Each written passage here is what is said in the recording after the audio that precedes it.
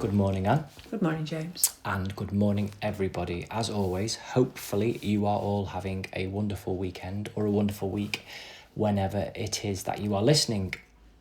Here we are again, Anne, Sunday morning. Yes.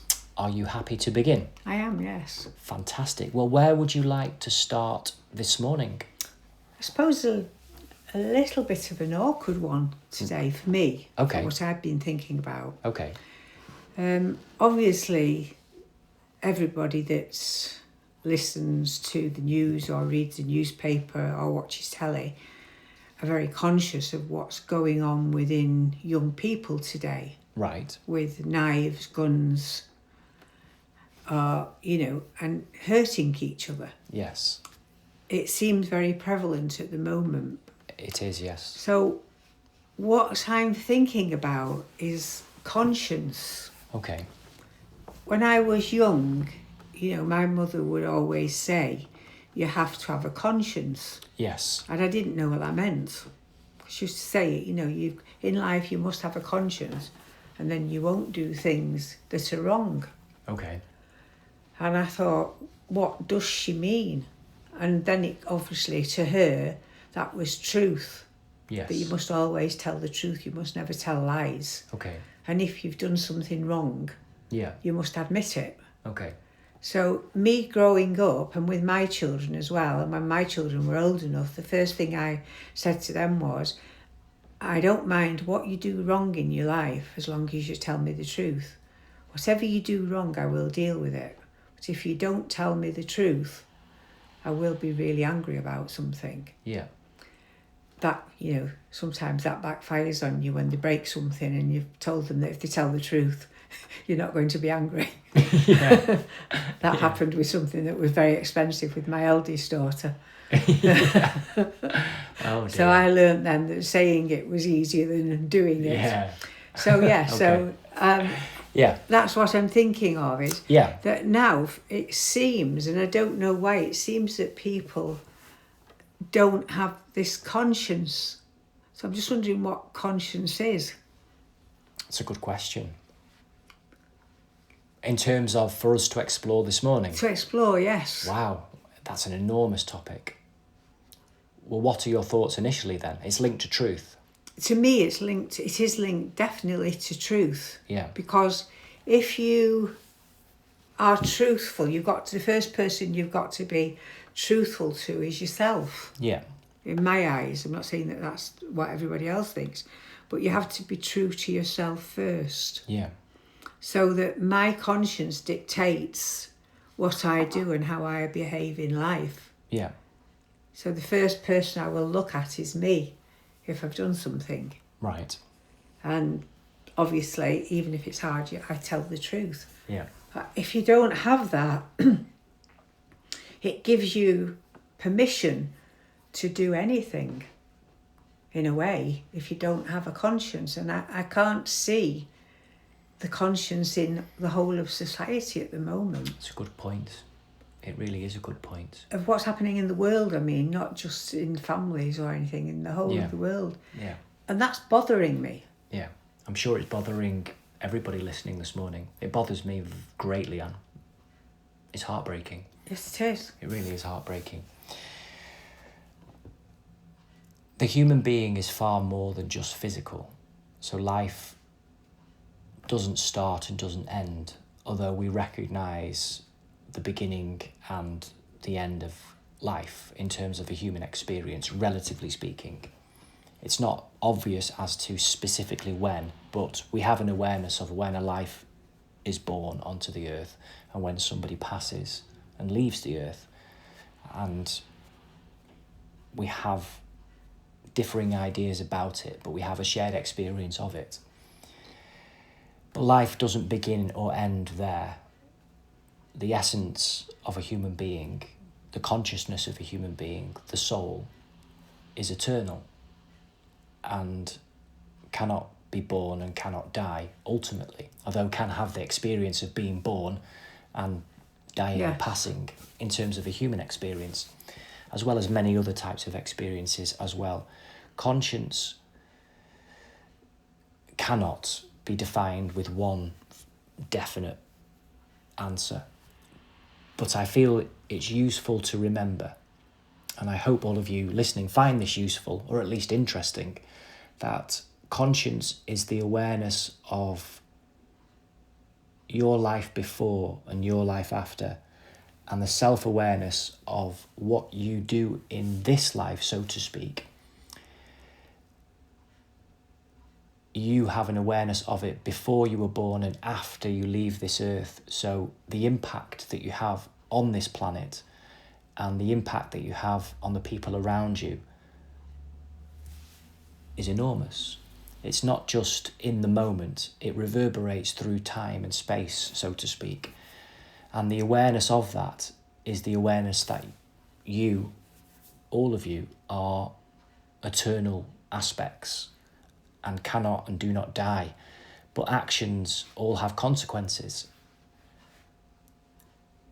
And the awareness of that is conscience. So we are aware that the imprint that we make upon this world and the impression that we give to others and how we act has enormous consequences. Not outside of ourselves, and I'm not talking about a definite good or bad, right or wrong. All of those terms are useful and are used, but we affect, and we have a huge effect on the people and life around us and the planet as a whole. And is, in simple terms, are we making this world a better place, or are we taking it backwards? Are we hurting? Are we healing? Are we bringing who we are into this world, or are we taking away who we are? And that might be somebody else as well. That is conscience. It can be talked about. I can talk about it. You can talk about it. Lots of people can talk about it in various ways. And there's no definitive answer to this. But our conscience, I agree, is absolutely linked to the truth. There is a presence inside of all people, and that I am very much present, and the awareness that what we do affects other people. It affects the future, and it echoes to the past. That's good, bad and indifferent. Absolutely. There are all actions. There are no thoughts, words, deeds, intentions that do not carry weight in this world. In fact, do not carry weight anywhere. And what I mean by that, everything we do brings forth that into the world in one shape, form or another. So it's a huge responsibility. It's a wonderful adventure. It's a fantastic, mesmerising, magical opportunity. An absolute privilege and pleasure and sheer awesome experience to be alive and be human. But it is with consequence. And that is life. And how powerful and how wonderful. And at times, how terrifying is that for people, to know that there is not one word that we can utter, not one thought that we can think, not one intention that we hold that isn't reverberating out into the world. And not just the world, the entire universe. Conscience is the awareness of that. No conscience is really to be in a place of a complete separate being as far as one's own awareness, that there is no life after, there is no life before, and what we do is purely in the here and now and has no consequences outside of the here and now. So in a sense, it's, absolute hedonism. It's just pure personal pleasure, however that may be experienced through the So there's usual retribution for every deed we do? No, there's consequence for every action. Consequence. There's no retribution in creation. There's Right. consequences. There's no need for retribution. There's cause and effect. So what we send out will come back tenfold, so to speak, as a figure of speech. So what we send out comes back stronger. So even the thought of committing something that's going to hurt somebody. Yeah. Is often more destructive than people that in a moment hurt somebody. Somebody who carries a violent mind for 50 years can bring enormous violence into this world, and yet on the surface have never committed a violent offence to anybody ever. Yet in their mind they are extremely violent. That violence in the mind can be very destructive, extremely destructive to the relationships in their life, to the life around them, and to the greater consciousness of the human race. The lie is that they might portray themselves as a pacifist, but inside they are violent. And vice versa. There can be people that on the surface are reactionary. They can be violent in moments, maybe with words, maybe sometimes with actions. And people can judge them, rightly maybe in that moment. But under the surface is a nuanced, complex, living being that hasn't chosen wisely and maybe has brought great harm into this world. But it's not necessarily linked to something that echoes into the past and that is arrowing into the future. And from a different perspective, can bring good. Life is complicated, yet simple at the same time. And that's a paradox, I know. So conscience is our responsibility to ourselves in the past and to the future in terms of framing it. I don't mean it literally in terms of past and future. It's all happening now. Yes. But ultimately, to say that nothing matters is a lie. Everything matters. Everything matters and everything carries consequence.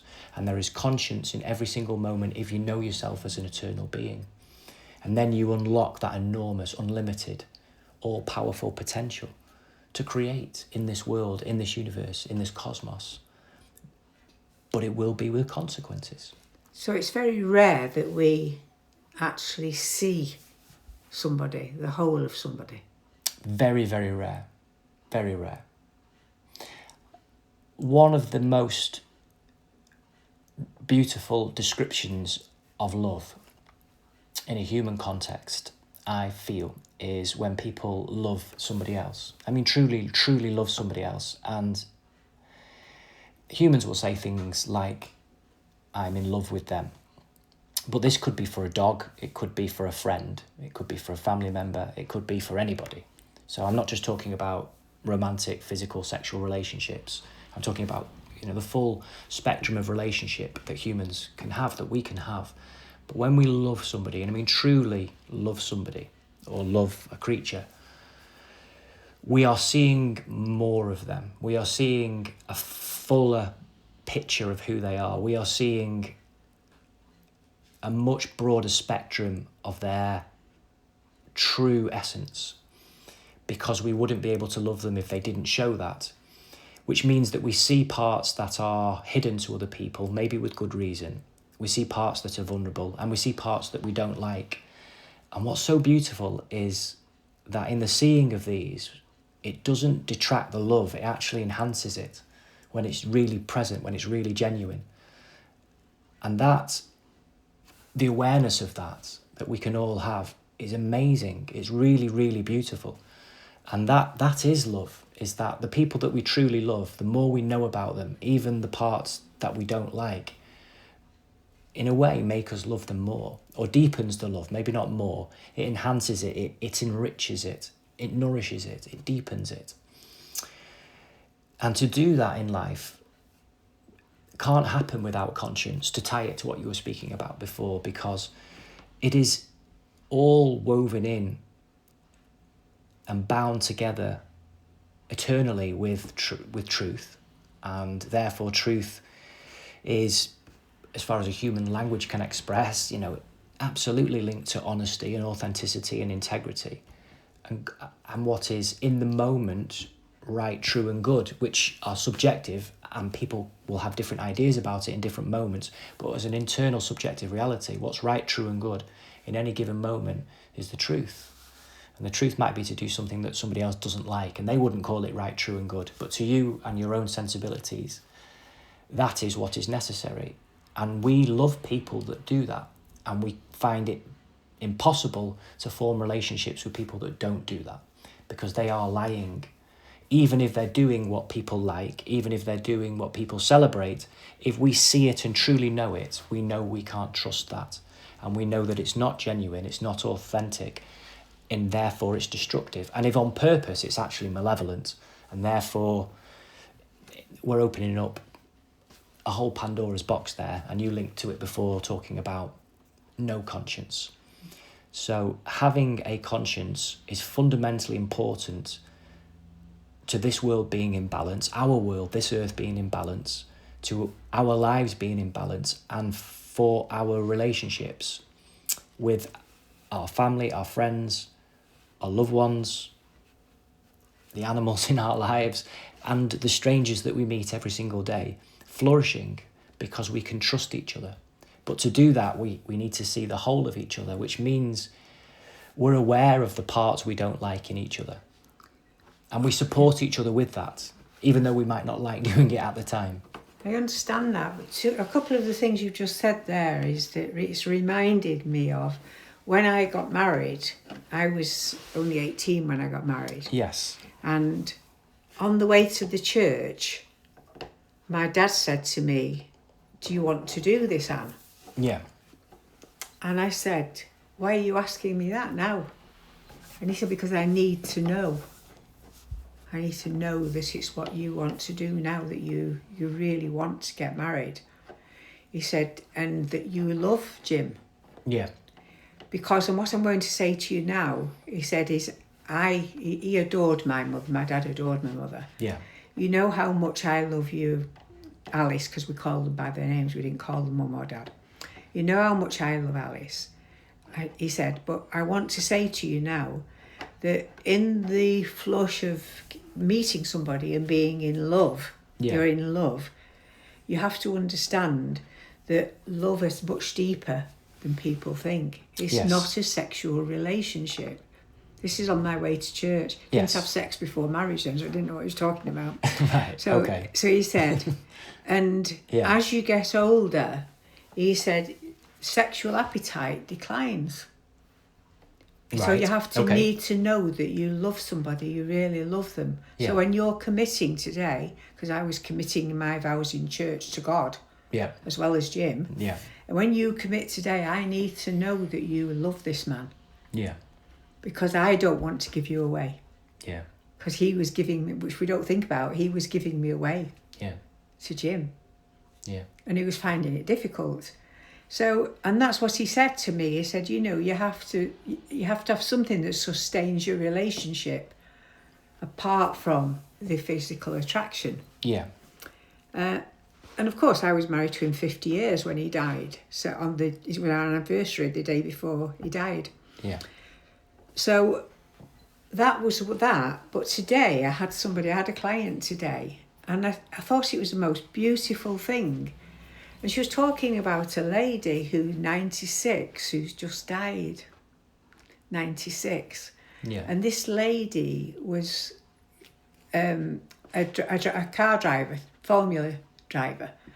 Formula One. Formula One. She was one of the first women who was. She herself was an actual driver. She was an actual driver. Wow, that's amazing. She'd hunted tigers, lions. A lady who was a real adventurer. Okay, right. And she'd got still looking after herself. Yeah. Got to the stage where she stopped all the medication. She'd got blood pressure and things, and she stopped all the medication. Yeah. In the last few months, and that's what she wanted to do.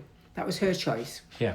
I don't know the lady, she didn't tell me her name or anything. So, and then she said, we were upset because she's only died this week. She said, but she was found curled up on the settee with her dog. Oh, that's lovely. And that's what she'd wanted to do. Yeah. And the dog was there. She died with the dog in her arms. Yeah. And I thought, how beautiful is that? Yeah. That the dog was still there, it hadn't moved. Yeah. And I thought, that's wonderful that somebody goes through life with their own. Obviously, she's gone through her life doing things that women didn't do in those days. If she's 96, she was doing things that women didn't do at all. Right, true, very true. So she'd kept to her own conscience, which made me think of this. Yes, it's so interesting. Gone against society. Yeah. And then right to the end, she'd not wanted to die with drugs or in hospital. She'd stopped everything herself. I must have known because she was taking heart medicine. She stopped all that and then lay down with a dog. And then anybody who's had dogs, you have to have a dog to understand what that means. Yeah. That, for me, what a wonderful last comfort to have. The best, to be honest. Yeah, exactly. You know, even if you love your family and you want your family around, nobody can know unless you've had a dog what that dog being that close means. They're such divine creatures. mankind's, humanity's best friend. Yes. And what a friend. It's something that we've said before in the podcasts, I think last month or the month before, about robots. And there are robot dogs. And it sounds so bizarre to talk about it, but there are people who are investing enormous amounts of money into the development of robots and humanoid robots and robot dogs. And one of the main, I suppose, selling points of the humanoid robot in people's homes at this time is being put forward as it can be a companion. It can help with your daily tasks. It's someone to help with the work around the house, spend time with. And it's just bizarre beyond measure. It's so odd and awful in many ways, and I do not agree with it. And it's laziness, though. We'll talk about that, I'm sure, in the podcast to come. The point I'm trying to make is that what's been provided for humanity, an evolving relationship, primarily with dogs and humans, other animals as well, but particularly dogs, is forged in and through love. And the capacity of a dog is enormous. And we know this. There are people who are impaired of sight, who are blind, and dogs give them life. Dogs that go and find human beings lost in bomb sites, in war zones. Dogs that work with the police to take down criminals and people who are going to hurt and harm people. Dogs that find substances that can cause enormous hurt and harm to people, and they will go into extremely dangerous situations. They provide comfort, healing, strength, joy, happiness. They detect illness now, can't they? Absolutely. Or if somebody's having an epileptic fit. Absolutely, and they can support in that. Yes. They are so intelligent in different ways, but their emotional intelligence it really isn't understood at this time. But those of you who have dogs, who have had a dog, will know just the depth of relationship that a dog can bring into your life. It changes people's lives. Never underestimate the power of a dog. Why on earth would we, humanity, try and replicate a companion? Because a dog can't do the ironing, or because the dog can't have a human conversation. You can tune in and have a different type of conversation with your animal, with your dog particularly. So it is absurd that we have the best of best friends available to all of us, and the human race is looking to create an artificial friend, an artificial companion, and people think it might make life better. It's absolutely absurd. It is absurd, and it's an affront to the magic of dogs and the joy of dogs and the beauty of friendship and love and companionship and fellowship and true trust and bond that anybody can have with a dog. So that's something I hope you all recognise. And it may not be for you. You may have a special relationship with a cat, a horse. You may not like animals, but I hope and trust that you can find that relationship with other humans, or at least you can feel what we are talking about this morning. I'm sure that you can. I know that you can. One of the things that I would like, you asked me this morning about before we came to record the podcast, just in general conversation about change in life and what I would like to see change on this earth, just in general terms. I don't know where to begin, to be honest with you, in terms of specifics. There we go. A bit early in the morning to be saying words like that quickly. But it's for people to truly get back to love, which sounds so hippie and so wishy-washy. And I really, really don't mean it like that. I'm talking about depth. A real depth. The human being has become this shallow, transactional, mindless creature, and the human being is deep and beautiful, and everything carries weight. We have to start with care, don't like we? people to awaken themselves to that. Yes, to care. To care. That, love is beautiful, but you have to care. Yeah. To love, you've got to care. Yeah.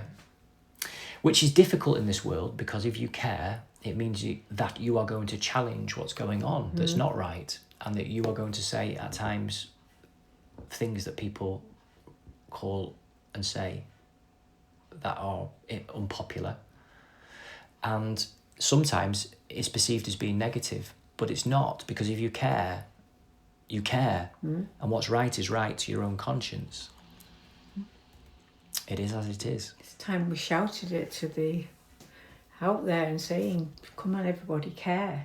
Care what's happening, not just to ourselves, to everything. Yeah, for people to wake up and decide for themselves, do you actually care or not? And I'm not talking about yourself and your life and what you're going to create for yourself. I'm talking about, do you care about other human beings? Yes. Do you care about the children of this world? Because as far as I'm concerned, there's no point continuing this planet. There's no point continuing humanity unless humanity cares.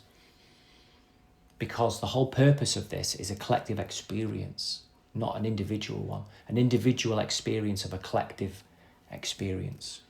So the disconnect from the collective is an end to life, really. It's an end to what's going on. There's no point to it.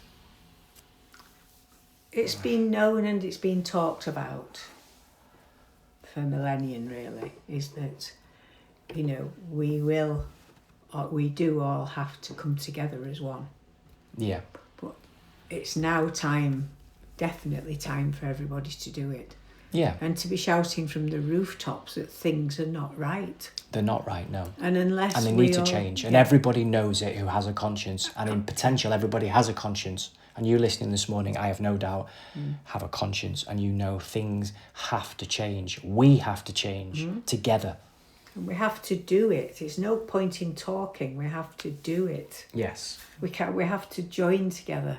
Yes. As one. Yes. And speak as one. Yes. Because nobody surely can look around and see the abuse that's going on and not care. There is no conscience if you don't care. And if you can look the other way, you don't really have a conscience. No. Because looking the other way is not something you can do with a conscience. No. Definitely not. It's difficult to face for people, because lots of people like to think they care. But do you? Do we? Do we? Exactly. Ask ourselves as well. Yeah. And if we do care, I really care.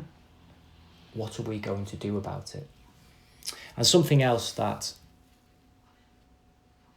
I will say, and it's important to me that it's said,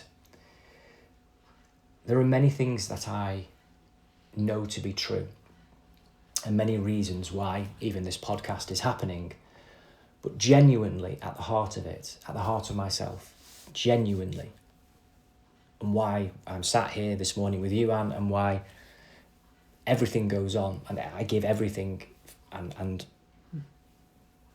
care deeply about this, is because I love humanity. And that never goes away. Sometimes it's an inconvenience. Sometimes I don't like it, and sometimes I really find it difficult to be around. But I love humanity. I really, really love humanity. I don't like it very often, not what's going on. And I don't think anybody does.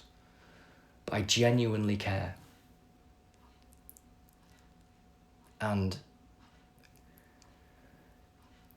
if people genuinely care too, then we need to recognise that together and come together.